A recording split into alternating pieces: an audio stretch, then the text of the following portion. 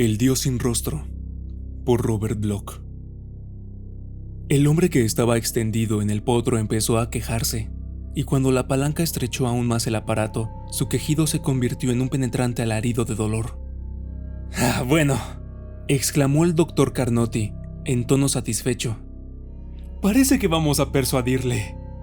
Luego se inclinó sobre el infeliz y le dijo: «Muy bien, Hassan. Creo que no necesitarás más estímulos, ¿eh?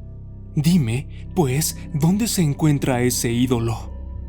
Hassan emitió entonces una serie de sonidos guturales, y el doctor Carnotti se vio obligado a arrodillarse a su lado para poder entender su embarrullado murmullo. Aquel conjunto de frases incoherentes duró unos 20 minutos, y después en el doctor se enderezó impresa en su semblante una expresión complacida para dirigirse a la única puerta del penumbroso recinto, mas no sin dirigir antes una elocuente seña al negro que manejaba la máquina del tormento. Seguidamente salió, en tanto que el verdugo asentía en silencio.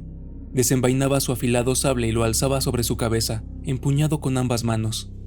Motivos sobrados tenía el doctor Carnotti para sentirse contento. Durante varios años había sido lo que vulgarmente se denomina un aventurero. Sus actividades comprendían diversos negocios, entre los que contaban el contrabando de objetos antiguos e incluso la trata de esclavos, nefando comercio que se desarrollaba en algunos puertos del Mar Rojo. Carnotti había llegado a Egipto muchos años atrás como miembro de una expedición arqueológica, de la que había sido expulsado por causas no muy bien conocidas, aunque se rumoreaba que tenían relación con un intento de robo de valiosas antigüedades. Después de su expulsión, nada se había sabido de él, hasta transcurridos varios años, en que apareció en El Cairo, al frente de su establecimiento del barrio indígena, donde había adquirido la turbia reputación de negociante sin escrúpulos que le acompañaba por donde quiera que fuese, así como cuantiosos beneficios financieros. Y la verdad era que Carnotti parecía hallarse muy satisfecho con las dos cosas. En la época en que comienza este relato tenía 45 años y mucha experiencia en asuntos reñidos con las leyes. Pese a lo que pudiera sugerir su apariencia vulgar, pues era de mediana estatura y gruesa complexión, poseía considerable energía y tesón, cualidades que le procuraban el respeto o el temor de los que con él se relacionaban, y que a veces le servían para encubrir su carácter solapado y ruin y su insaciable codicia. Ese ambicioso natural fue lo que le incitó a emprender aquella nueva aventura. Por lo general no era Carnotti demasiado crédulo. Por eso no le impresionaban las noticias que oía acerca de las pirámides perdidas en el desierto, tesoros enterrados o momias robadas. Prefería interesarse en cuestiones más remuneradas, como lo eran, por ejemplo, un alijo de alfombras, una partida de opio o un cargamento de mercancía. Pero sus últimos informes habían vuelto a suscitar su anterior interés por los objetos antiguos. No en vano había aprendido a distinguir las simples fábulas de las noticias fidedignas. Sabía que la mayor parte de los importantes descubrimientos realizados por los arqueólogos se habían originado de aquella forma, por un ligero comentario, captado al azar. Y la historia narrada por el desventurado Hassan tenía el sello inconfundible de la verosimilitud. Esta era la historia, referida brevemente. Un grupo de nómadas iba recorriendo una ruta secreta del desierto, apartada de las que siguen normalmente las caravanas. Al pasar por cierto lugar, los camelleros advirtieron una roca de forma extraña que afloraba a medias de la arena. Se detuvieron entonces para examinarla de cerca y realizaron un portentoso descubrimiento. Lo que sobresalía de la arena era la cabeza de una antigua estatua egipcia, adornada con la triple corona de una deidad. Ninguno de los nativos pudo reconocer aquella imagen tan bien conservada en las zonas del sur del desierto, y situada a más de 300 kilómetros del más cercano poblado. Ninguno había podido penetrar su insondable misterio, pero a todos resultó evidente su incalculable valor, como lo demostraron al señalar el sitio con dos grandes peñas, a fin de encontrarlo fácilmente, en caso de que volvieran por allí. A continuación, reanudaron la marcha, pues no tenían tiempo para desenterrar la estatua. Y cuando llegaron al término de su viaje, refirieron la historia, que poco después era oída por el doctor Carnotti, lo mismo que sucedía con todos los relatos procedentes de viajeros. Poco tardó Carnotti en apreciar el descubrimiento en su verdadero significado. Si se hubiera tratado de una historia relativa a algún tesoro, la habría considerado con más cautela y escepticismo. Pero un ídolo, eso era diferente. Recordaba los vagos indicios que habían dirigido a los primeros exploradores, a aquellos hombres que en el fondo no eran más que rapaces buscadores de riquezas, y comprendía que detrás de la estatua negra podía hallarse una fabulosa fortuna, mucho más valiosa para él que todos los tesoros de Egipto. Y si aquellos exploradores se habían enriquecido con sus descubrimientos, ¿por qué no podía enriquecerse él también? Suponiendo que el referido ídolo fuese totalmente desconocido como deidad, como parecía indicarlo el hecho de haber sido descubierto en tan apartadas regiones, su exhibición ocasionaría indescriptible interés y le abriría a él las puertas de la fama. Y además, tal vez pudiera convertirle en iniciador de un nuevo camino para las exploraciones arqueológicas. Dispuesto a realizar un intento, el Dr. Carnotti decidió obrar con las máximas precauciones a fin de no suscitar sospechas. Por eso se había abstenido de interrogar abiertamente a los camilleros árabes que habían efectuado el descubrimiento. En su lugar, 2 de sus hombres habían secuestrado al viejo Hassan, a quien tuvo que someter a tortura para obtener el relato completo. Hassan había estado presente en aquella ocasión, y aunque al principio se mostró renuente a contestar, los persuasivos métodos de Carnotti habían quebrantado al fin su resistencia. 2 días más tarde, y una vez situado en el mapa el punto en que se encontraba la estatua, el aventurero contrató a un reducido grupo de nativos y explicó a sus amistades que iba a emprender un viaje por el sur. Luego se procuró un intérprete digno de su confianza, se aprovisionó de víveres y agua para 6 días, pues tenía la intención de regresar por vía fluvial, y a la siguiente mañana se puso en marcha, al frente de la expedición, en la que figuraban varios camellos ligeros y un tiro de asnos que arrastraban una enorme y vacía carreta.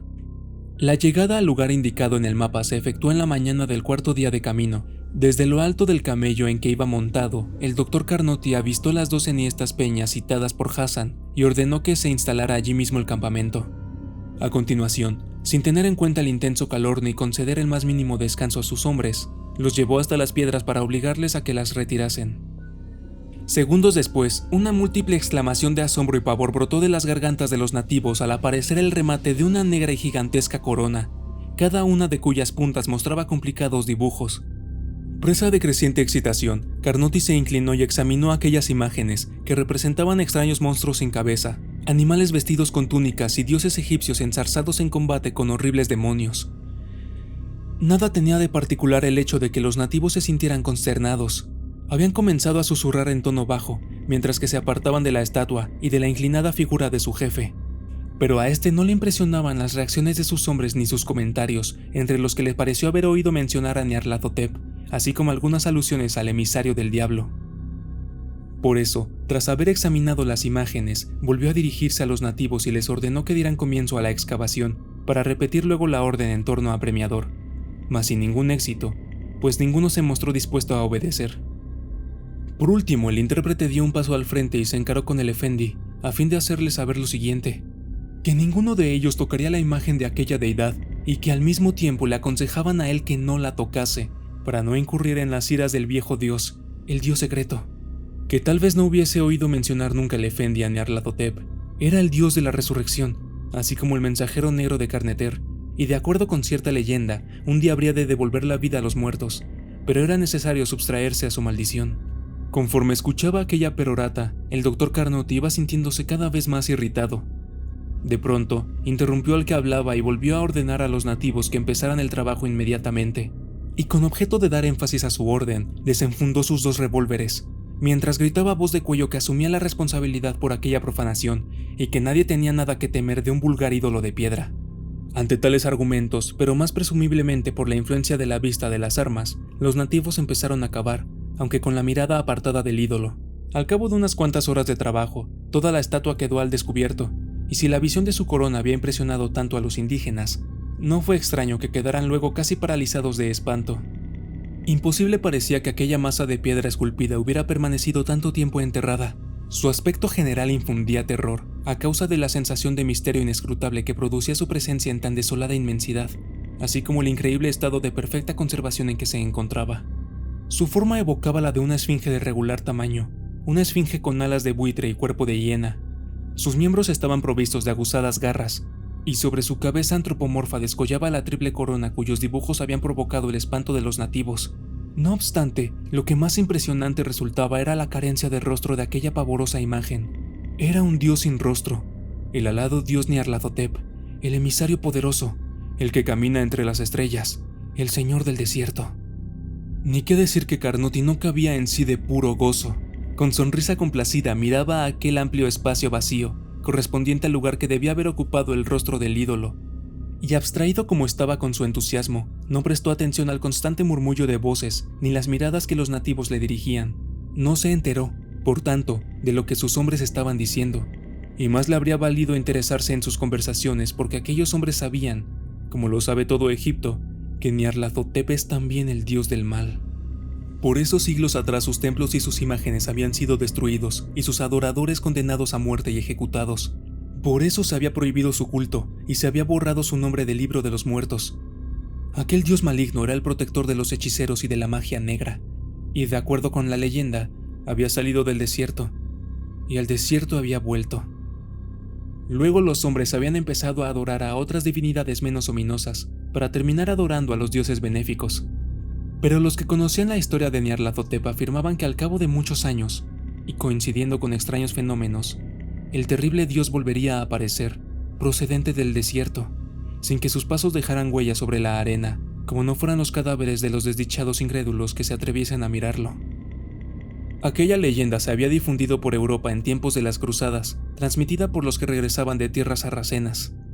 Y en los relatos referentes a la misma se aludía a la terrible deidad con diversos nombres, entre los que figuraba el de emisario de Asmodeo y hombre negro. También se refería a Nyarlathotep el libro de Eibon, si bien en forma indirecta, porque en los tiempos en que fue escrito no se permitía su culto. Aquella leyenda había perdurado a lo largo de los siglos, y los nativos que acompañaban a Carnoti la conocían, aunque de modo impreciso e incompleto. En consecuencia, al advertir la corona de la estatua, se sintieron sobrecogidos y decidieron huir, alejarse de aquel lugar maldito, y cuanto antes. Por su parte, Carnoti no hacía ningún caso de la excitación que dominaba a sus hombres, a los que consideraba estúpidos por demás. No le interesaba en absoluto lo que pudiesen comentar. Lo único que le importaba era lo que habría que hacer al día siguiente, colocar la estatua en el carro y volver a la orilla del Nilo, para embarcarla allí. Entonces empezaría su triunfo. Entonces reconocerían los funcionarios egipcios su indudable perspicacia en materia de investigaciones arqueológicas. Sabía que le llamarían charlatán, tramposo, aventurero, impostor y otras cosas por el estilo, y se regocijaba al pensar en el cambio que iba a operarse en los que hasta entonces habían sido sus detractores. Buena lección para todos aquellos imbéciles. En cuanto a la maldición inherente a la leyenda, bueno, tonterías, sin dudas. ¿Qué era lo que estaba diciendo en aquel momento el idiota del intérprete con melodramática entonación? Nyarlathotep es el negro mensajero de Kemeter, procedente del desierto. Camina sobre las ardientes arenas y sigue a su presa, inexorablemente, a través de todo el mundo, que es dominio suyo. Tonterías, pensó el doctor Carnoti. Como todas las leyendas egipcias, estatuas de personas con cabezas de animales, faraones que mandaban construir pirámides para conservar momias. Sí, él conocía bastantes historias relativas a maldiciones, a exploradores que habían muerto misteriosamente al entrar en una tumba que acababan de profanar. No le extrañaba, así, que aquellos pobres nativos se sintieran tan alarmados, pero a pesar de su alarma, tendrían que obedecerle y cargar el ídolo en el carro, aunque tuviera que disparar sobre ellos. Poco después, en el interior de su tienda, el aventurero se dispuso a comer con toda tranquilidad. Luego se acostaría a fin de levantarse muy temprano, porque a la mañana siguiente... Carnoti se despertó sobresaltado, con la impresión de que solo había dormido un par de horas. Aún era de noche, y no se oía ni un solo rumor en el campamento. De la lejanía llegó a oídos de Carnoti el agorero aullido de un chacal, pero a continuación, completo silencio. Extrañado, el aventurero se levantó y fue hasta la abertura de la tienda, e inmediatamente empezó a desgranar una serie de airadas imprecaciones. El campamento había desaparecido. Apagados los fuegos, hombres, animales y carro fuera de la vista, solo quedaba Carnoti en medio de aquella desierta inmensidad. Y lo peor de todo era que lo habían dejado sin comida ni agua, solo, completamente abandonado, rodeado por mares de arena y rocas, sumido en un mundo de silencio. Silencio ominoso, como el de las tumbas, como el de los sarcófagos en que yacían las momias, condenadas a eterna inmovilidad. De pronto, Carnoti notó una especie de escalofrío al recordar las palabras de los nativos. Nyarlathotep, la venganza del dios del desierto. Pero enseguida desechó sus temores y se preparó para obrar de modo razonable. ¿Qué podía hacer un hombre en semejante situación? Intentar un único recurso, el de tratar de llegar a un punto habitado. Claro que para ello debía caminar sin descanso, día y noche, quizá durante varios días, sin comer ni beber, y el tórrido sol del mediodía. Con un esfuerzo dominó su alterada imaginación y se aprestó a emprender inmediatamente la marcha, en dirección al norte, como era lógico. y al recordar lo que había dicho el intérprete en la tarde anterior, al indicar que la estatua miraba al norte, fue hasta la excavación, pero solo para recibir allí otra sorpresa. Antes de marcharse, los nativos habían vuelto a cubrir con arena al ídolo, de modo que no podía averiguarse hacia qué punto estaba orientado. Para colmo de desdichas, unas nubes ocultaban por completo el firmamento, impidiendo también la orientación por medio de las estrellas. Presa de intenso furor, Carnotti maldijo entre dientes a aquellos nativos y empezó a caminar sin rumbo, impresa en su mente una sola idea, la de no cejar su empeño. Debía aprovechar las horas de la noche para recorrer la mayor distancia posible de incierto camino, para alejarse cada vez más de su solitaria tienda, que allí quedaba como mudo testigo de la empresa, pero a pesar de que trató de olvidarse del dios perseguidor, no lo consiguió. No podía negar que había violado un lugar sagrado, y de acuerdo con la leyenda, la maldición de Nyarlathotep habría de alcanzarle, aunque fuera a refugiarse en el otro extremo del planeta. Horas después, las arenas del desierto adquirieron un matiz morado, que poco a poco fue transformándose en violeta, y luego en rosado, como anuncio del amanecer, pero Carnotti no se dio cuenta de tan bello fenómeno, porque estaba profundamente dormido. Sus fuerzas le habían abandonado mucho antes de lo que había previsto, y allí se encontraba en aquel momento, junto al comienzo de una pequeña ondulación del terreno. Se despertó al notar en su rostro la caricia de los primeros rayos solares, y en su extraviada mirada se traslucía el horror de la pesadilla que acababa de conturbar su sueño. El dios sin rostro avanzaba detrás suyo, sin apresurarse, como si estuviera seguro de que tarde o temprano le alcanzaría.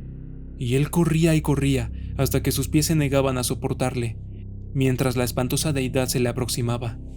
Carnotti se puso de rodillas y exhaló un suspiro, antes de levantarse y mirar en todas direcciones.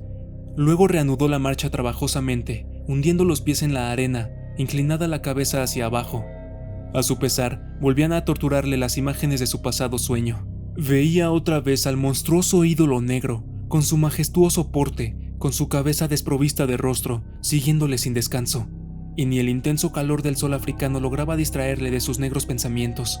A eso del mediodía se decidió a volverse a medias para mirar hacia atrás, y se quedó aterrado, al ver allí, en la cumbre de una colina, la amenazadora figura del ídolo, pero esta vez con rostro, en el que lucían como brasas dos ojos que le miraban. Aquello fue lo último que vio Carnotti, antes de caer sin sentido. Cuando se despertó, el sol brillaba en todo su esplendor, como si quisiera incendiar la bóveda celeste. Empapado en sudor, el aventurero abrió los ojos, a la par que se sentía aliviado al hallarse aún con vida. Luego se puso en pie y dio unos pasos vacilantes, mientras volvía a desazonarle el tormento de la sed. Y como le cegaba el resplandor solar, como los demonios de la locura empezaban a danzar en su aturdida mente, empezó a caminar de modo maquinal, apretados los párpados sin más interés que el de seguir alejándose del último lugar en que había estado. Tal vez le sonriera la suerte después de todo. Tal vez coincidiese en su camino con alguna caravana, a pesar de que se encontraba en una zona no frecuentada por los viajeros del desierto. Horas después, una chispa de lucidez le obligó a pararse en seco. ¿Cómo era posible que se hubiese olvidado? El sol, aquel sol radiante que estaba chicharrando, le podía haberle indicado la ruta hacia el norte, si no hubiera estado tan extenuado en la tarde anterior. Pero esta vez no ocurriría lo mismo. Esta vez, cuando llegara el momento del ocaso, el sol le indicaría en dónde se encontraba el oeste, y entonces, bien orientado, continuaría caminando hacia el norte, sin riesgo de extravío. Aquel día no parecía que fuera a tener fin. Horas y horas de calor abrasador, horas y más horas de constante caminar sobre ardientes arenas, frente a un horizonte que nunca cambiaba, y sin la distracción que podría proporcionarle un espejismo, pese a su engañosa apariencia, porque ni una sola sombra se veía en muchos kilómetros a la redonda, ni una sola sombra que alterase la monotonía de aquella inmensa extensión arenosa. ¿Ni una sola sombra? Entonces, ¿qué era aquello que estaba allá, en la cima de una pequeña ondulación, aquello que se movía sobre la sinuosa línea que habían dejado sus pies? ¿Alguna alucinación? Carnotti se estremeció, enfrentando la horrenda realidad. Una sombra que avanzaba sobre sus huellas, que le perseguiría hasta el fin. Todos se lo habían advertido, los nativos, el intérprete y el desventurado Hassan, antes de morir en la sala de tortura. Y la leyenda le atormentaba en aquel momento, la leyenda de Nyarlathotep, el señor del desierto, cuya aterradora figura aparecía sobre aquella loma. Maldiciendo su destino, Carnotti echó a correr. ¿Por qué habría tocado aquella estatua? ¿Por qué se habría mofado ante los nativos de modo tan irreverente? Se propuso entonces no volver nunca más al lugar en que se hallaba el ídolo, renunciar a sus sueños de riqueza y seguir corriendo, aunque sus pies estuvieran llagados, aunque fuese cortándosele el resuello. A pesar de que sus ojos iban quedándose sin vista, porque no podía explicar de otra forma el extraño fenómeno que estaba sucediendo. Aquellas estatuas, aquellas imágenes que de pronto habían surgido ante él, cual si trataran de cortarle el paso, ¿serían efecto de su turbulenta fantasía? Algunas estaban de pie, mirándole con aire impasible. Otras aparecían en diversas actitudes, amenazadoras, como si se dispusieran a arrojarse sobre él para despedazarle. Y todas carecían de rostro, todas mostraban un hueco vacío donde debía haber tenido la cara.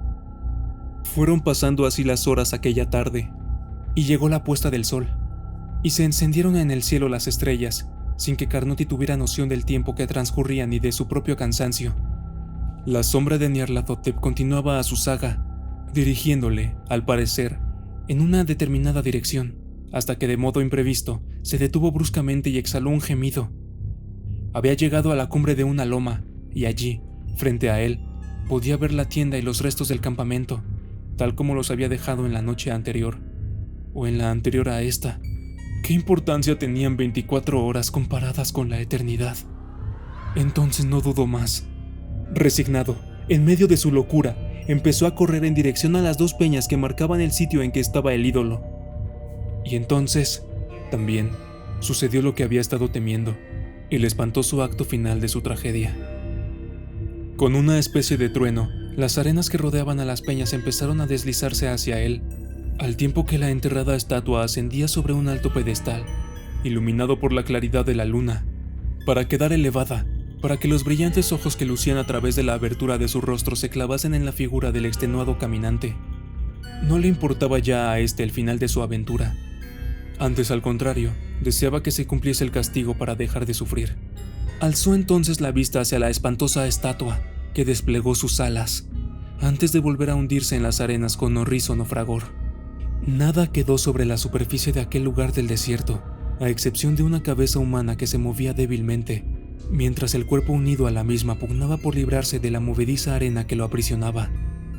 Brotaban de sus labios airadas impresiones, que poco a poco se convirtieron en angustiosos lamentos, para acabar con una sola palabra, musitada en tono trémulo: Nyarlathotep. Cuando llegó la mañana, Carnoti seguía con vida.